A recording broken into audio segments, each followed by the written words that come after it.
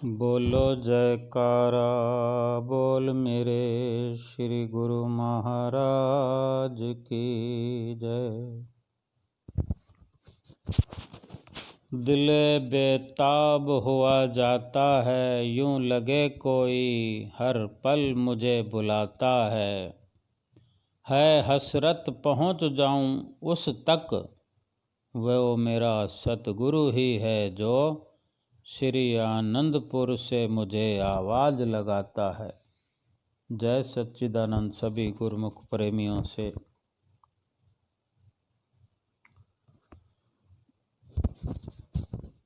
संसार में आकर के जीव जो है दिन रात मेहनत करके लगातार कमाई करता है, कुटुंब परिवार बनाता है,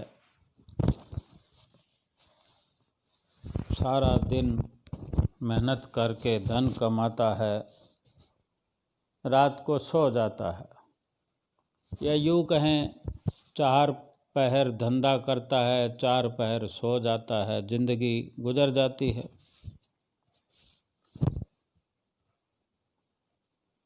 और दूसरे तरीके से समझते हैं,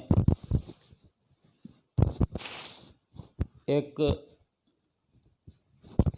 बिल्डिंग बन रही थी कहीं पे बड़े शहर में। बड़ी बिल्डिंगें बनती है, बड़े बंगले बनते हैं तो बहुत समय लगता है, 1 साल लग जाता है। तो वो जो बंगला बन रहा था बहुत सारे उसमें मज़दूर लगे हुए थे, कारीगर लगे हुए थे, इंजीनियर भी लगते हैं।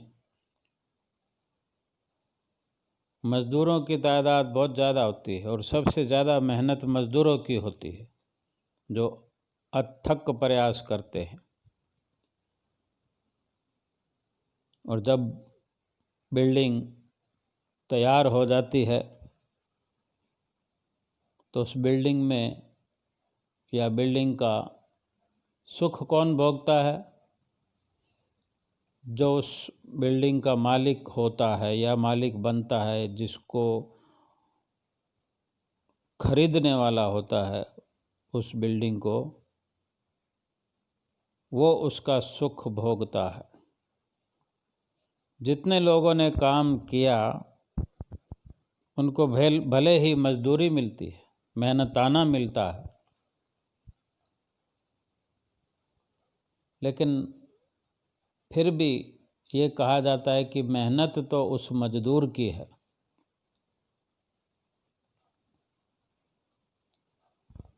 और सुख कोई और भोगेगा। क्या हमारी हालत ऐसी ही तो नहीं है कि हम न जाने कितनी मुश्किलों से जो उपलब्धियां हासिल करते हैं इस जीवन के अंदर, धन कमाना, परिवार बनाना, बिल्डिंग बनाना रहने के लिए, बच्चों का भविष्य बनाना, अपने भविष्य के बारे में सोचना, सब कुछ करना। लेकिन हम ये विचार करें कि जिस सामानों को, जिस आडंबरों को हमने रात दिन एक करके एकत्र किया, सुख समझ के, सुख का हेतु समझ के जिन को बनाया, चाहे वो परिवार हो या सामान हो या रुपया पैसा हो, बंगला गाड़ी हो, ये हम विचार करें कि आज तक इस तरह जीवन भर मेहनत करने के बाद में किसी भी सामान को कोई सिर पर पोटली बांध के गया हो? कहीं देखा सुना हो? नहीं। क्या हमारी हालत कहीं ऐसी तो नहीं? विशेष बात यह है कि जो प्रभु नाम का सिमरन है साथ जाने वाला,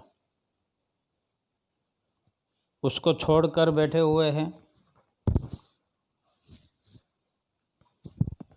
और जब प्रभु के नाम की बात आती है तो तकदीर पर छोड़ देते हैं, किस्मत में होगा।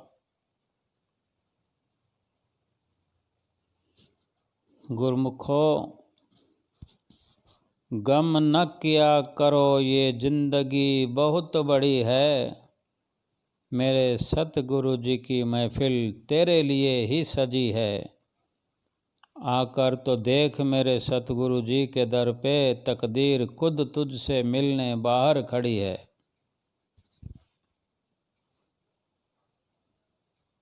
अगर हम समय नहीं निकालेंगे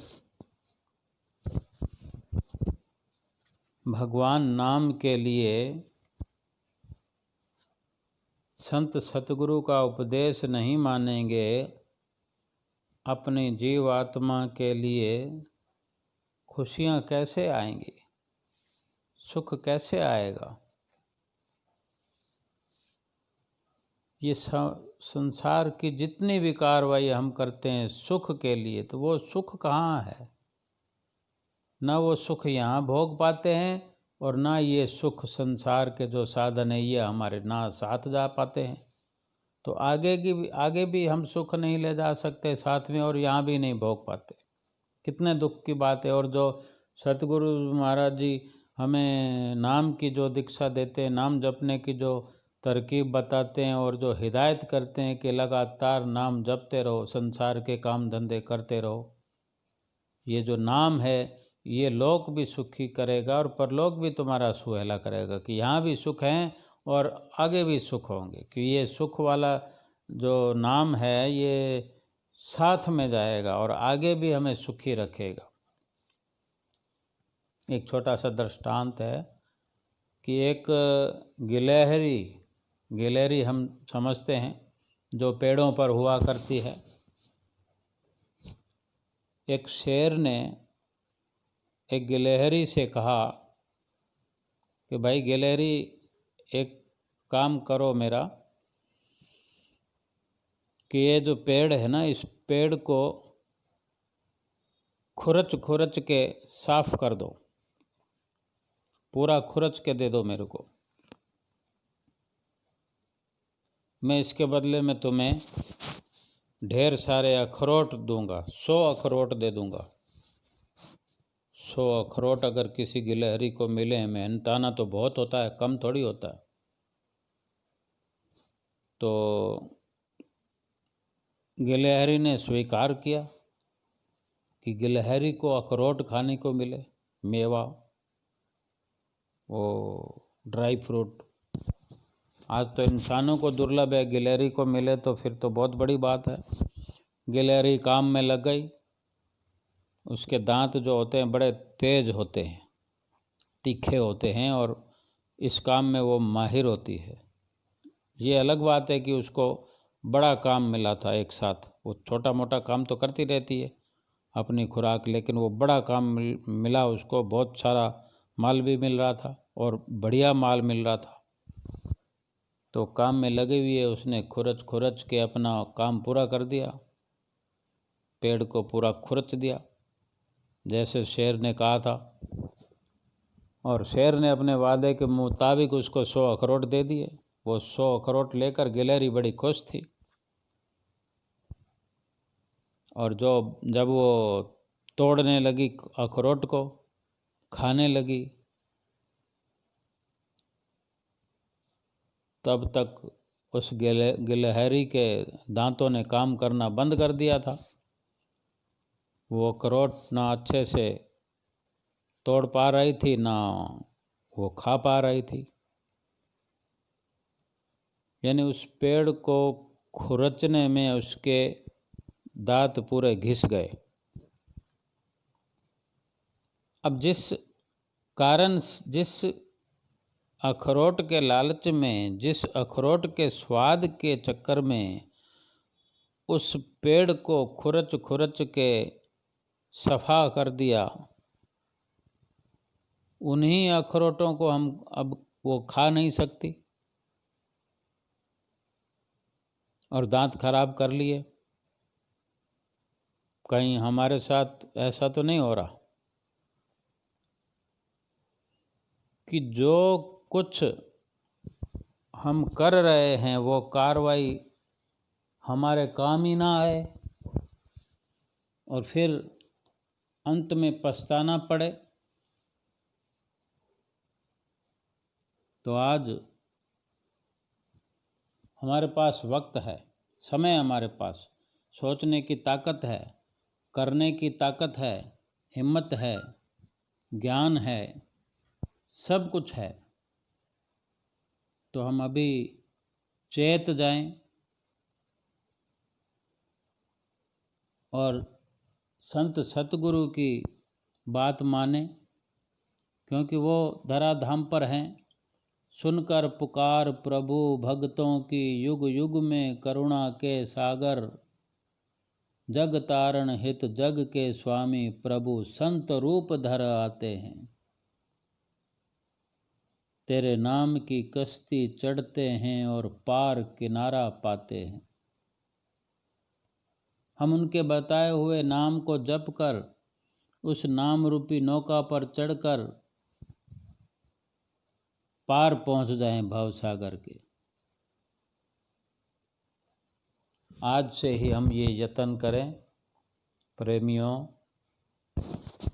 एक एक पल की कदर करते हुए, एक एक घड़ी का लाभ उठाते हुए, सतगुरु के बताए हुए रास्ते पर चलकर भजन भक्ति को करते हुए इस लोक में भी आनंदित रहें, लोक का भी सुख पाएं नाम के साथ जुड़कर, और परलोक भी अपना सुहेला कर जाएं। बोलो जयकारा, बोल मेरे श्री गुरु महाराज की जय।